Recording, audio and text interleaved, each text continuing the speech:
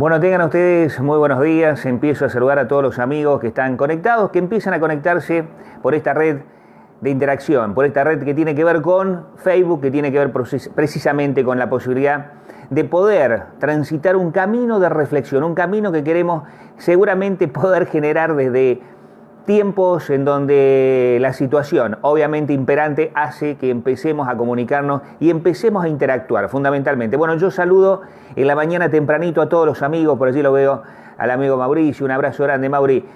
Me parece importante ya comenzar a definir sobre todo, Silvia, un beso grande, sobre todo algunos temas que son centrales, fundamentalmente centrales. La colonia no solamente que está al horno, sino que además le quiero sumar un dato concreto de aquí, de la Patagonia, del centro de la provincia del Neuquén. Neuquén es la provincia que más inflación tiene. Neuquén, reitero, es la provincia que más inflación tiene.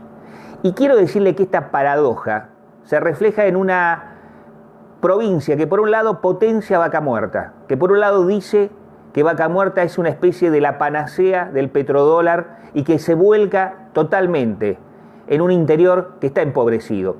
Esta geografía neuquina es la misma geografía que vivimos en el país. ¿Por qué le digo la misma geografía que vivimos en el país? Porque también ante el engaño de aquel préstamo que todavía no está concretado del Fondo Monetario Internacional y sobre todo, señalo también que esto es importante decírselo en la mañana, ante la posibilidad de que esa remesa de dinero le dé un aire fresco para pagar simplemente a los deudores, bueno, no alcanza. Esto significa básicamente que estamos en un proceso recesivo, pero además de un proceso recesivo, atención, porque le sumamos lo disparado, lo hiper, que ya tiene que ver con una inflación galopante. Mire, el acumulado anual va a superar el 47%. Hay que hablar concretamente de tiempos en donde empezamos también a ver, fundamentalmente en las góndolas, la escasez de productos, en donde empezamos a ver que ya no hay productos de tercera o cuarta categoría, donde empezamos a notar que el tema de los precios cuidados no existen, donde empezamos a notar fundamentalmente la ausencia del mercado interno, del comprador, del vecino común que va y compra en el mercadito de la esquina. Ya ni siquiera tenemos, y esto lo podemos vivir todos los días, una fila de compañeros o de gente que esté allí expectantes ante lo que pueden comprar como oferta del día. Tampoco la oferta del día. Pablo, un abrazo grande. Miguel, lo mismo.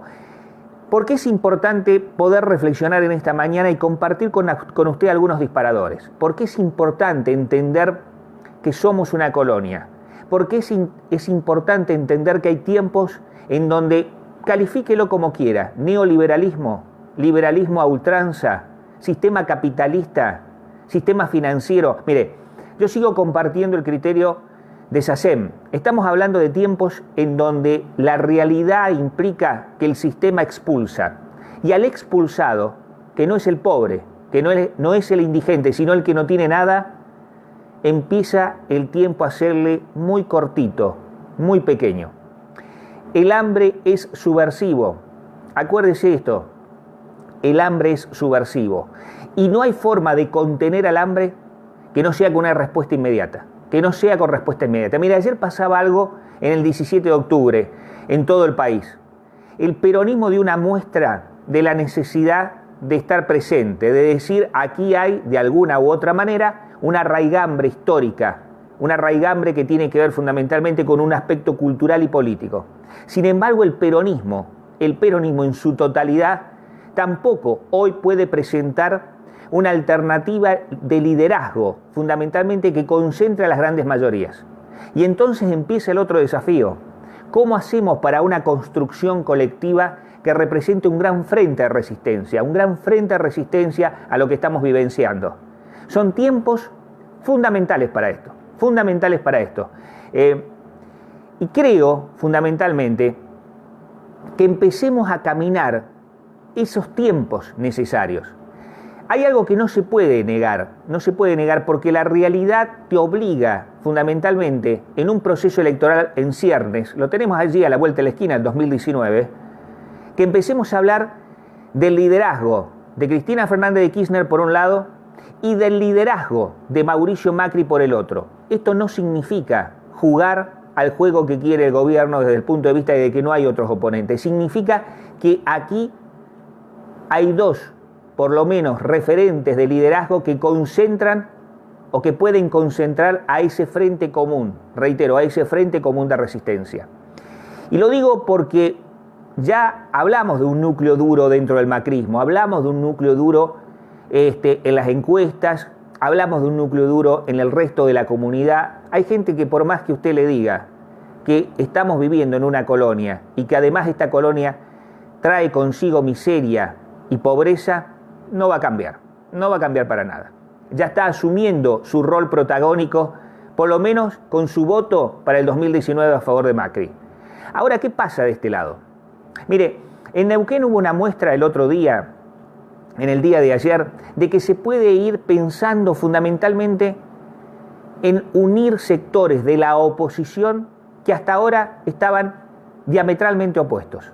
Hubo un llamado, reitero, Libres del Sur colocó un llamado a un gran frente común que vaya desde Unidad Ciudadana, desde el Partido Justicialista, por el Frente Neuquino, llegando hasta la izquierda.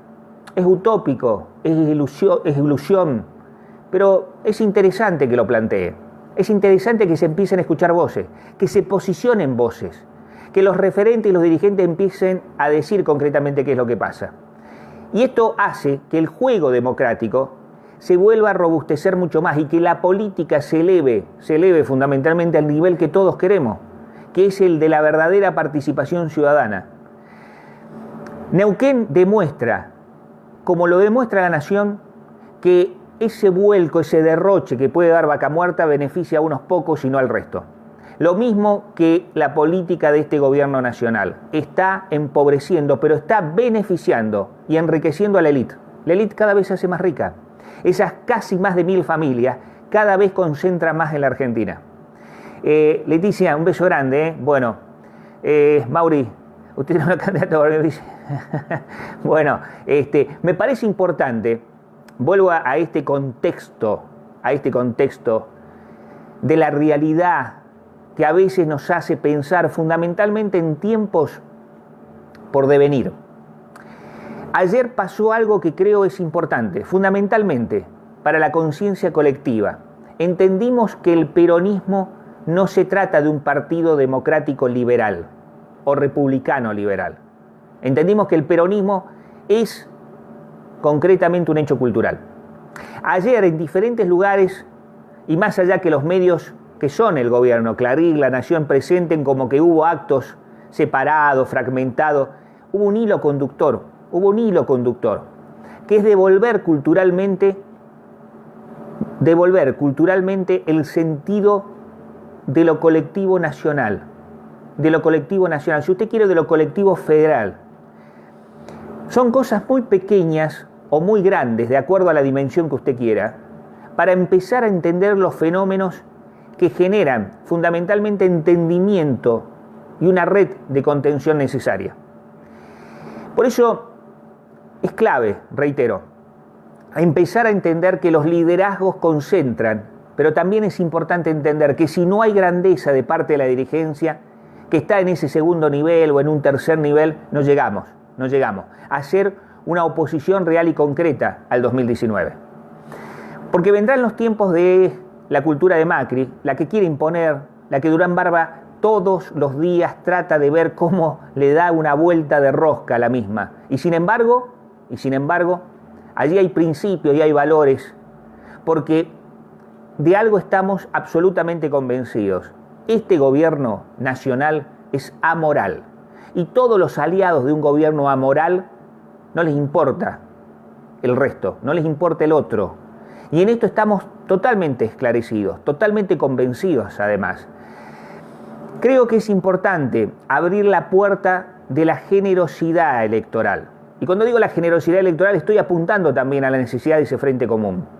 Ahora, de cara a lo que se viene, son tiempos de definiciones concretas. Ayer algunos sectores de la oposición y algunos dirigentes de la oposición hablaron de un plan alternativo de gobierno. Les vengo diciendo hace mucho tiempo que el plan alternativo de gobierno es la prioridad número 1 para poder empezar a enamorar al electorado que inclusive se siente hoy decepcionado con Mauricio Macri. Y no tiene que ver con una condición de clase. Miren, no estamos hablando de la clase media en particular, estamos hablando de cómo a usted le afectó emocionalmente una promesa que se hizo y que quedó incumplida. Cuando le dijeron la revolución de la alegría, cuando le dijeron que se acababa el hambre y la pobreza con la pobreza cero, cuando le señalaron que venían inversiones, cuando pensaron que había otra modalidad no corrupta, muy republicana, bueno, la mentira institucionalizada, el verso institucional. No pasó nada de eso y no va a pasar nada de eso. Por ello, vuelvo a señalar la urgencia necesaria para entender que sobre los liderazgos se tienen que concentrar los frentes comunes. Y no se puede negar los liderazgos, como no se pudo negar el 17 de octubre, como la relación líder-masa no se puede negar.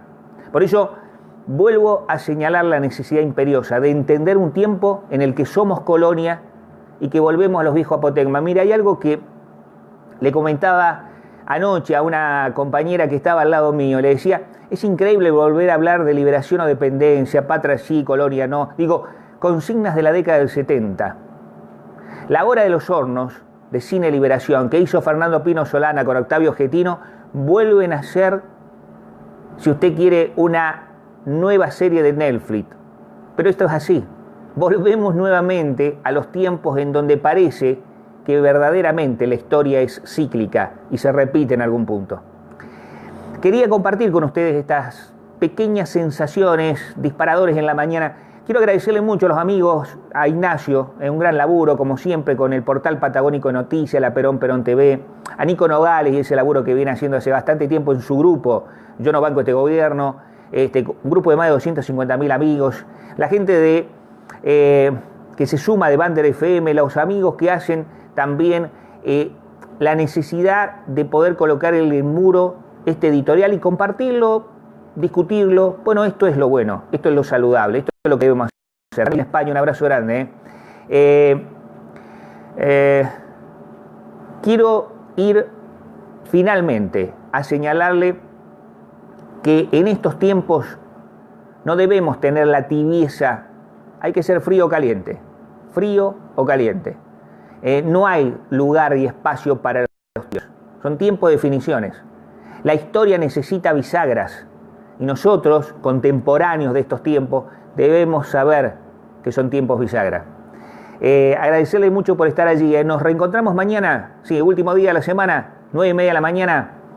Un abrazo, Utopía, a todos los amigos, a todos los que están, como siempre, en el espacio de acompañamiento. Gracias por estar.